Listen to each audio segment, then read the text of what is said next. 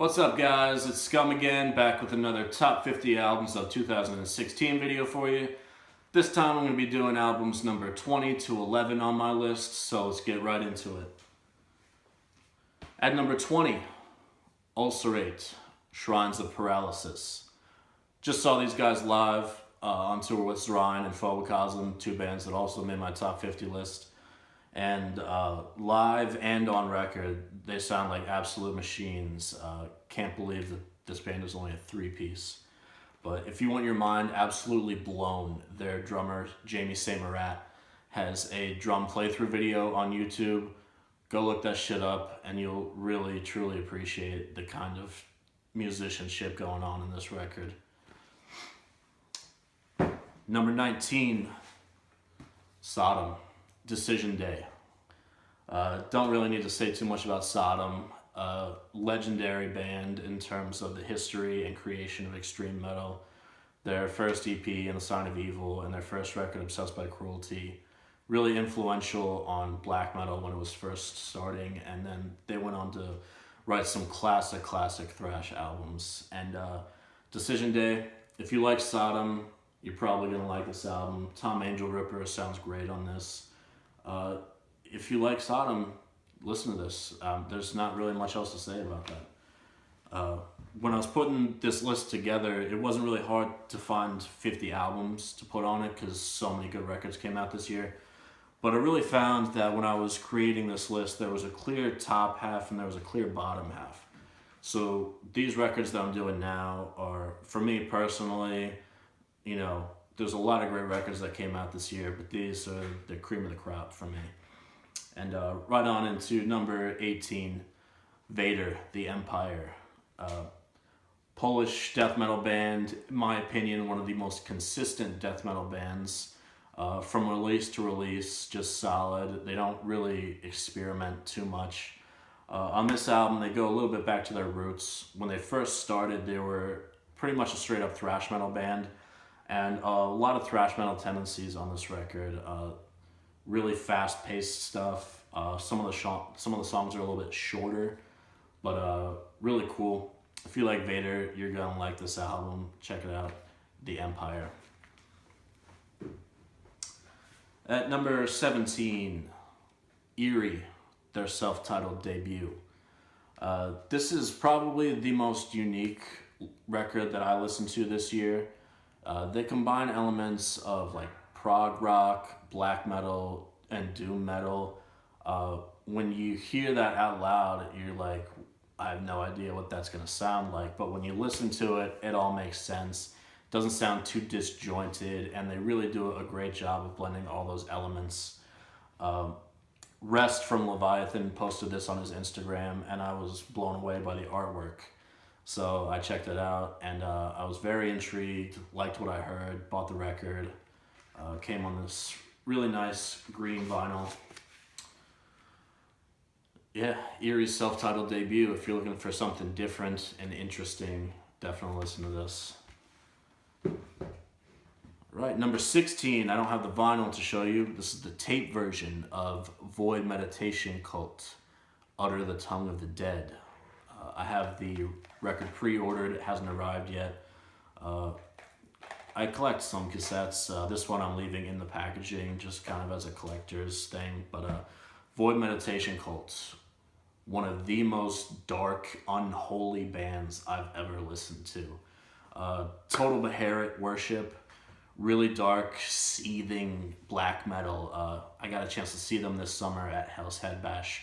And they play with cloaks over their faces. They create this kind of really dark, brooding atmosphere live. And they really know how to capture that on record too. When I'm listening to this record, I just feel like I'm in some kind of black hole of just death and anguish and suffering. So if that's what you're into, definitely listen to Void Meditation Cult, Utter the Tongue of the Dead, out on Hell's Headbangers Records. Number 15, Dark Funeral, Where Shadows Forever Reign. Again, this is a band that I don't really need to say too much about. If you listen to a lot of different kinds of black metal, I'm sure you know about Dark Funeral. This is their first record in 7 years. So it's been a little while, and when they first released the single for this album, Nailed Him to the Cross, I watched the video for it, and I was like, wow, this is some really heavy stuff.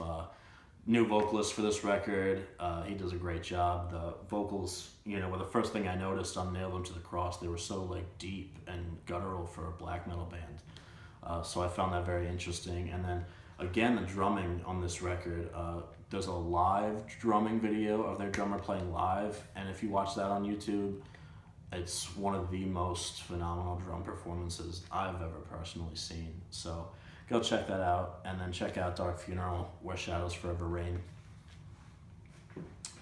Number 14, Gatecreeper, Sonoran Deprivation.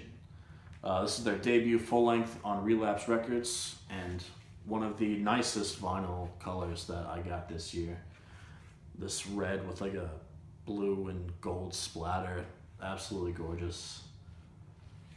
And Gatecreeper is a band that I've known about since their early releases. I met Chase, their vocalist, at Maryland Death Fest 3 or 4 years ago. So I've been following them for a while.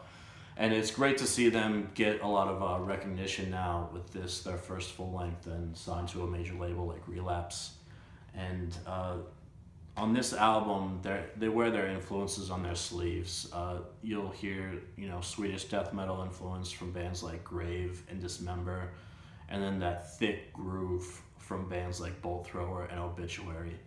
So, a lot of people say that they're not doing anything original on here, but I think that there's no problem with taking your influences and putting your own spin on it. And, they really dig deep into the old school death metal back catalog and put out something really great. There's some really strong riffs on here.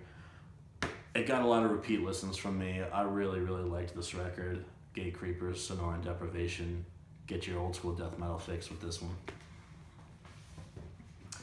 Number 13, Profanatica, with the Curling Flame of Blasphemy. Profanatica is one of the first black metal bands to come out of New York, probably one of the most well-known US black metal bands. Paul Ledney, their drummer and vocalist, originally formed Incantation, then went on to form Profanatica.